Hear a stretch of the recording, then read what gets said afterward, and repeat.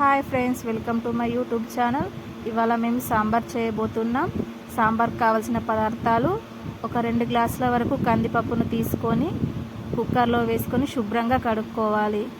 కడుక్కున్న తర్వాత ఒక గ్లాస్ ఆఫ్ వాటర్ వేసుకొని గ్యాస్ ఆన్ చేసి కుక్కర్లో వేసుకొని 4 విజిల్స్ వచ్చే వరకు ఉడకబెట్టుకోవాలి. సాంబార్కు కావలసినంతగా చింతపండు తీసుకోవాలి. ఎక్కువ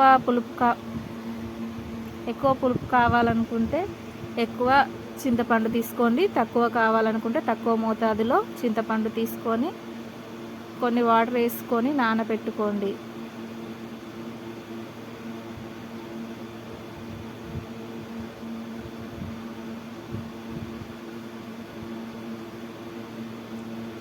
సాంబార్కు కావలసిన కూరగాయలు: మునక్కాయలు, వంకాయలు, బెండకాయలు మంచిగా శుభ్రంగా కడిగి కట్ చేసుకోవాలి.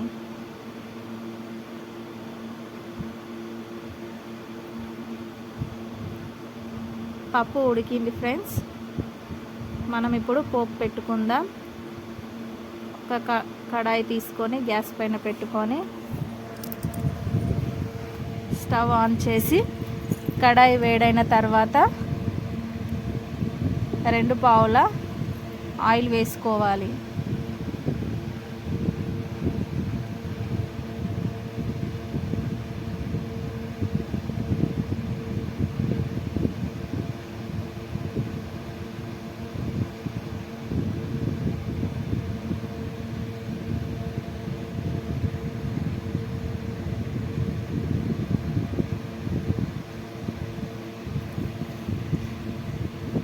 ఆయిల్ వేడి అయిన తర్వాత ఒక 2-3 ఎండుమిర్చిని తీసుకొని ఆయిల్లో వేసుకోవాలి.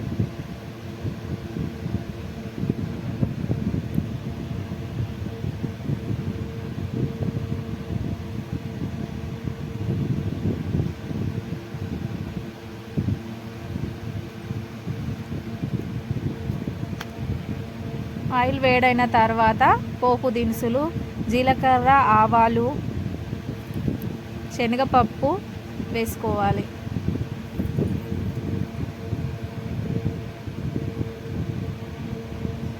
తర్వాత కొద్దిగా కరివేపాకు తీసుకొని మంచిగా కడిగి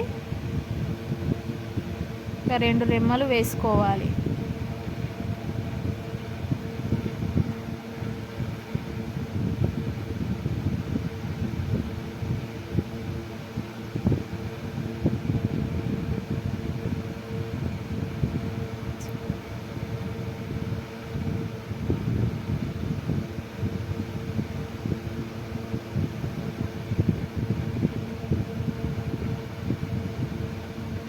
తర్వాత కొద్దిగా పచ్చిమిర్చి, ఆనియన్స్ వేసుకోవాలి.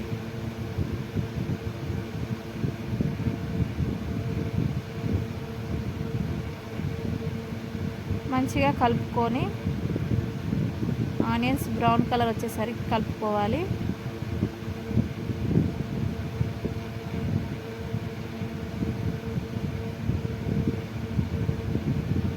కొద్దిగా అల్లం పేస్ట్ వేసుకోవాలి.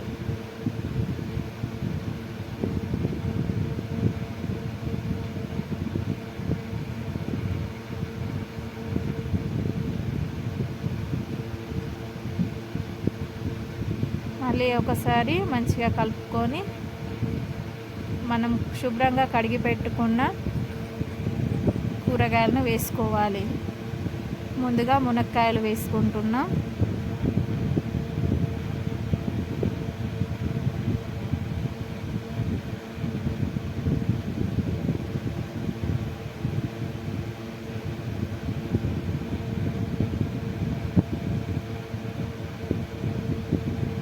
తర్వాత వంకాయలు,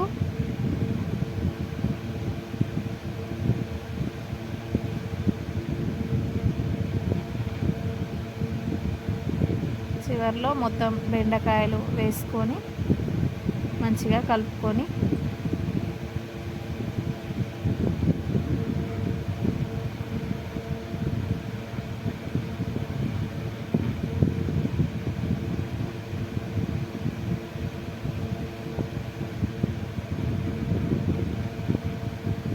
ఒక 5 టమాటాలు కట్ చేసి వేసుకోవాలి.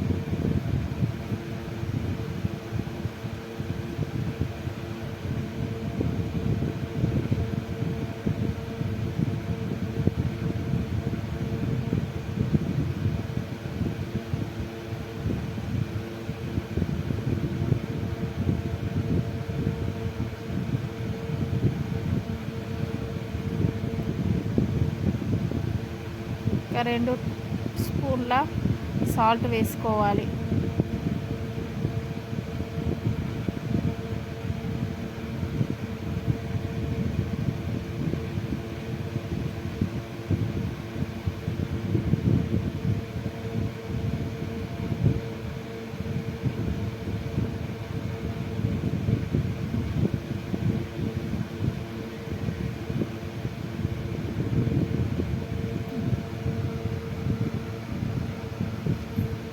తర్వాత 1 స్పూన్ పసుపు వేసుకోవాలి.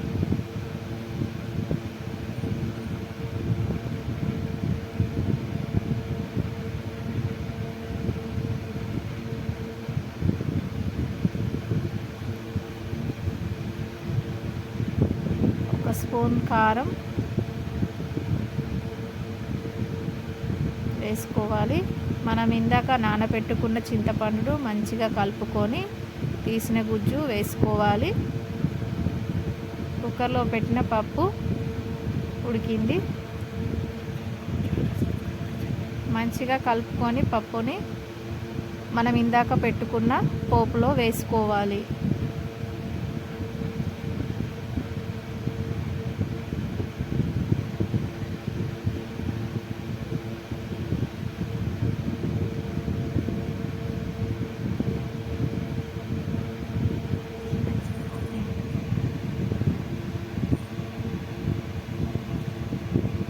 పప్పు వేసుకున్నాక ఒక 10 నిమిషాల వరకు ఉంచుకోవాలి.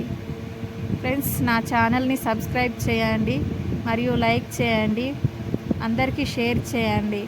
పక్కనున్న బెల్ ఐకాన్ని ప్రెస్ చేయండి.